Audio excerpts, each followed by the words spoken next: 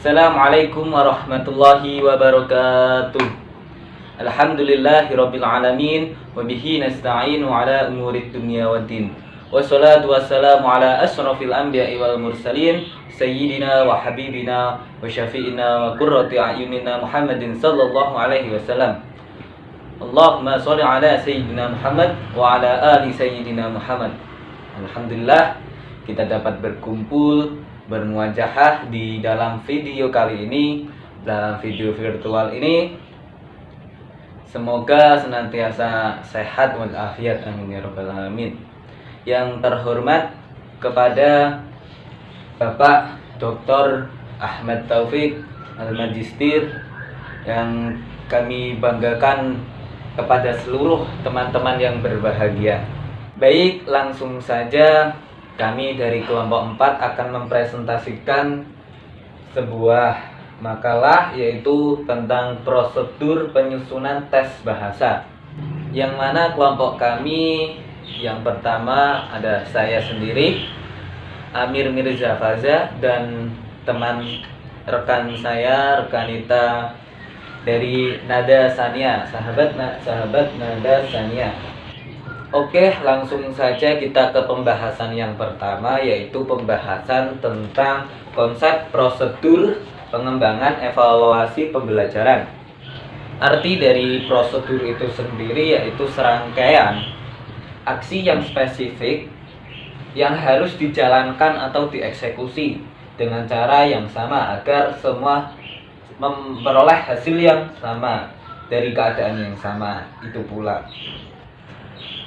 Dan kemudian perkembangan itu berasal dari kata kembang, yang artinya tumbuh. Dalam sebuah kamus, secara kamus leksikal, dan evaluasi itu sendiri berasal dari kata bahasa Inggris, yaitu evaluation, yang diterjemahkan menjadi penilaian. Akan tetapi menurut Rama Yulis, yaitu mengandung dua makna, yaitu pengukuran serta penilaian. Pengukuran yaitu measurement, yang kedua itu penilaian yaitu evaluation. Oke. Pengukuran itu merupakan proses untuk memperoleh gambaran yang beberapa angka dan kemudian tingkatan ciri yang dimiliki oleh individu. Jadi pengukuran itu sendiri terlihat dari karakter misalnya, terus tingkah laku dari ciri-ciri seseorang itu sendiri. Dan kemudian evaluasi itu merupakan proses mengumpulkan data, menganalisis, mengimplementasikan informasi guna menetapkan keluasaan pencapaian tujuan belajar dari setiap individu itu sendiri. Sedangkan pembelajaran merupakan kata yang berasal dari kata belajar, adalah sebuah proses perubahan dalam kepribadian manusia. Perubahan tersebut ditambahkan dalam bentuk peningkatan kualitas dan kuantitas. Dengan demikian, evaluasi pembelajaran adalah penilaian terhadap kompetensi yang sudah dicapai oleh peserta didik setelah melakukan proses belajar mengajar, yang mana proses tersebut berlangsung ketika di sekolah, ketika di madrasah, dan lain sebagainya. Dan fungsi evaluasi pembelajaran itu sendiri adalah daya serap terhadap materi yang diajarkan mencapai prestasi yang tinggi, baik secara individu maupun kelompok. Dan yang selanjutnya, perilaku yang digariskan oleh SK dan KD telah dicapai oleh peserta didik gitu. Yang selanjutnya yaitu materi tentang teori pengembangan evaluasi pembelajaran. Teori ini yang pertama adalah pentingnya pengembangan evaluasi penilaian hasil belajar. Salah satu prosedurnya yaitu dikembangkan oleh Zainal Arifin. Prosedur yang diikuti pengukuran adalah pengolahan, perencanaan, terus pemanfaatan hasil evaluasi itu sendiri. Yang selanjutnya yaitu prinsip prosedur evaluasi penilaian hasil belajar. Di dalam beberapa prinsip itu nilainya adalah salah satunya. Menilai hasil belajar hendaknya dirancang sedemikian mungkin. Terus penilaian hasil belajar hendaknya dibagi integral dari proses belajar mengajar. Artinya penilaian itu senantiasa dilaksanakan pada setiap proses belajar agar pelaksanaan berkesinambungan gitu. Yaitu yang kedua, agar diperoleh hasil belajar yang objektif.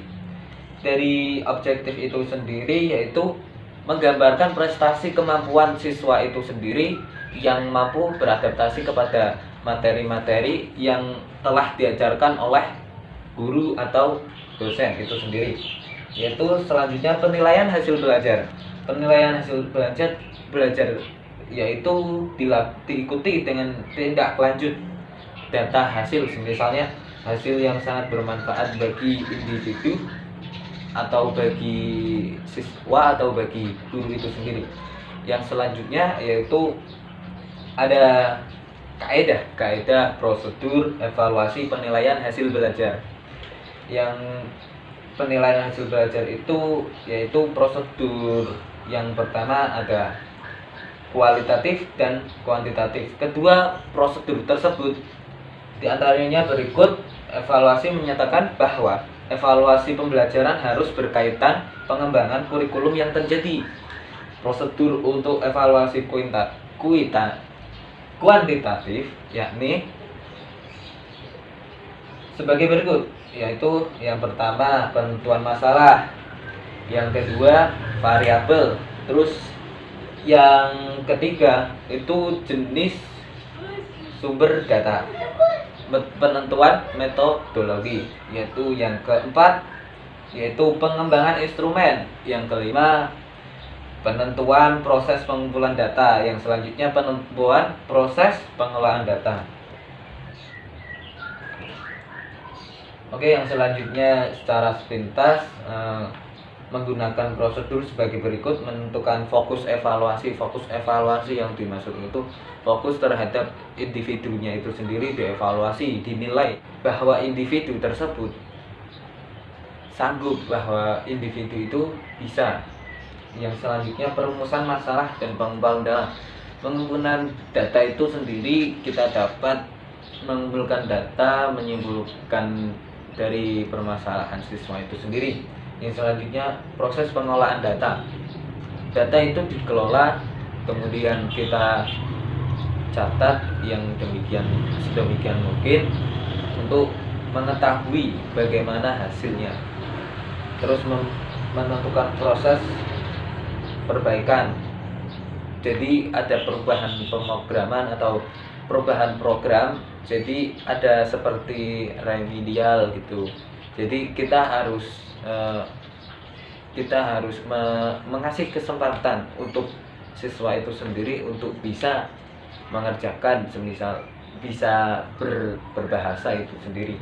Yang selanjutnya yaitu prosedur pengembangan tes.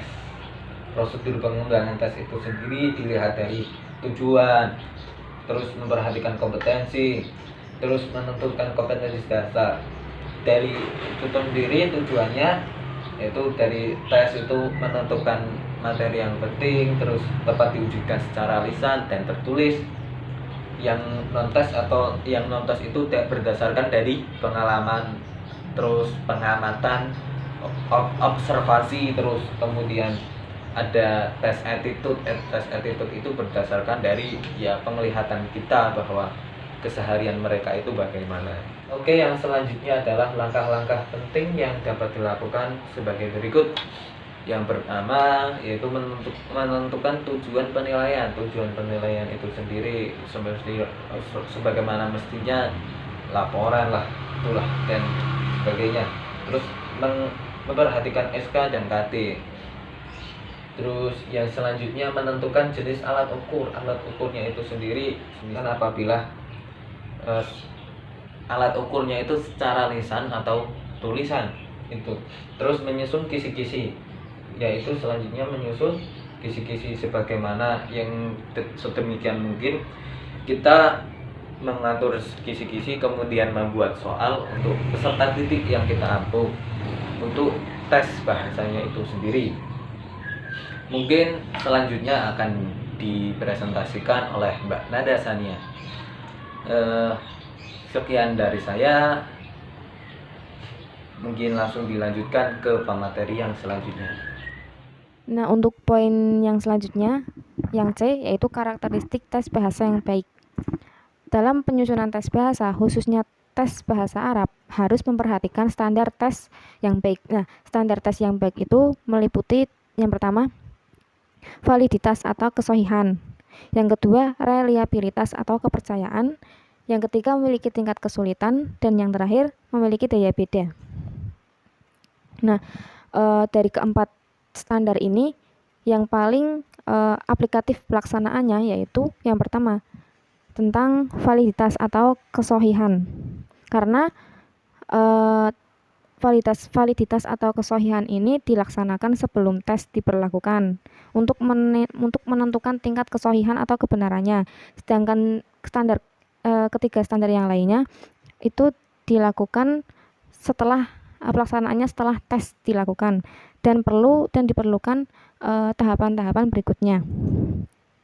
Yang pertama, kesohihan atau validitas sebuah tes itu dikatakan sahih atau benar manakala tes itu mengukur sesuai dengan yang harusnya diukur.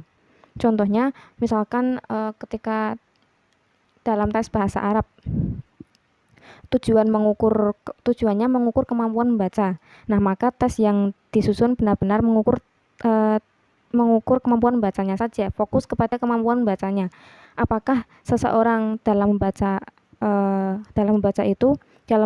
bahasa Arab itu hanya sekedar membaca teksnya saja atau juga memahami arti dari isi teks bahasa Arab tersebut. Gitu. Untuk yang kedua, keterpercayaan atau tadi reliabilitas. Dapat dimaknai sebagai suatu keajekan tes. Artinya suatu tes dikatakan reliabel manakala tes itu diberlakukan pada kelompok yang sama secara berulang dengan menghasilkan skor yang relatif sama. Contohnya, sebagai contoh misalkan suatu tes bahasa Arab, ketika suatu tes bahasa Arab diteskan kepada individu atau kelompok yang sama berulang kali atau misalkan 2 kali, 3 kali gitu dalam situasi yang sama, kemudian skor yang diperoleh juga relatif sama atau dalam bahasa statistiknya tingkat keajekan itu signifikan, maka tes tersebut memiliki daya reliabilitas. Maksudnya misalkan tadi dibagikan kepada individu atau kelompok dalam situasi yang sama. Nah, tes yang pertama dan tes yang kedua itu jawabannya menghasilkan jawaban yang sama atau relatif gitu. Itu yang kedua, yaitu kepercayaan. Terus yang ketiga, kesulitan, tingkat kesulitan.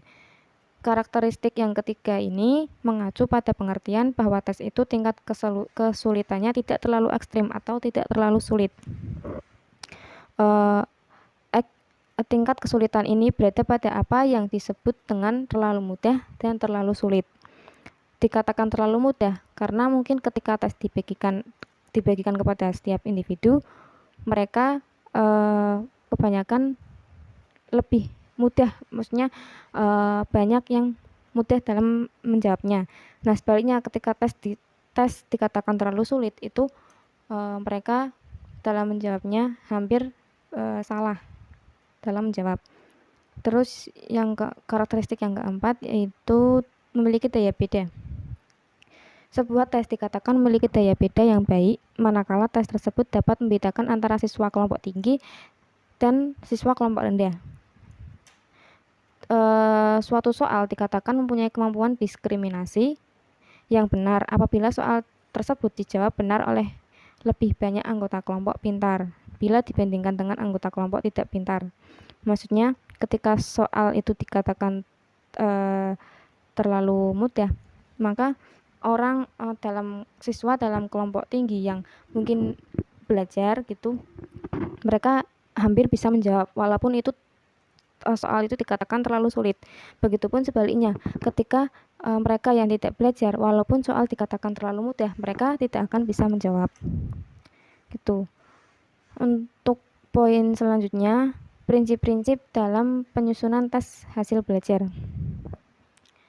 Tujuan dari prinsip-prinsip dalam penyusunan tes hasil belajar ini untuk mengukur kemampuan dan keterampilan peserta didik yang diharapkan setelah mereka menyelesaikan satu mata pelajaran. Prinsip-prinsipnya, yang pertama, tes hasil belajar harus dapat diukur secara jelas hasil belajar yang telah ditetapkan sesuai dengan tujuan. Yang kedua, butir-butir soal atau pertanyaan-pertanyaan soal hasil belajar harus merupakan sampel yang representatif dari populasi bahan pelajaran yang telah diajarkan, sehingga dapat dianggap mewakili seluruh performance yang telah diperoleh selama peserta didik mengikuti suatu unit pengajaran. Yang ketiga, bentuk soal yang dikeluarkan dalam tes hasil belajar harus dibuat bervariasi sehingga cocok untuk mengukur hasil belajar yang diinginkan sesuai dengan tujuan tes itu sendiri. Yang keempat, tes hasil belajar harus didesain sesuai dengan kegunaannya untuk memperoleh hasil yang diinginkan. Yang kelima, tes hasil belajar harus memiliki reliabilitas yang dapat diandalkan. Maksudnya, setelah tes hasil belajar itu dilaksanakan berkali-kali terhadap subjek yang sama, hasilnya selalu sama dan relatif sama. Terus yang terakhir, tes hasil belajar di samping harus dapat dijadikan alat pengukur keberhasilan belajar siswa, juga harus dapat dijadikan alat untuk mencari informasi yang berguna untuk memperbaiki cara belajar siswa dan cara mengajar guru itu sendiri. Itu prinsip-prinsipnya. Terus bagaimana untuk menghasilkan suatu tes yang valid dan reliable? Maka pembuat tes atau guru dalam membuat tes harus menempuh langkah-langkah sebagai berikut. Yang pertama, tahap persiapan.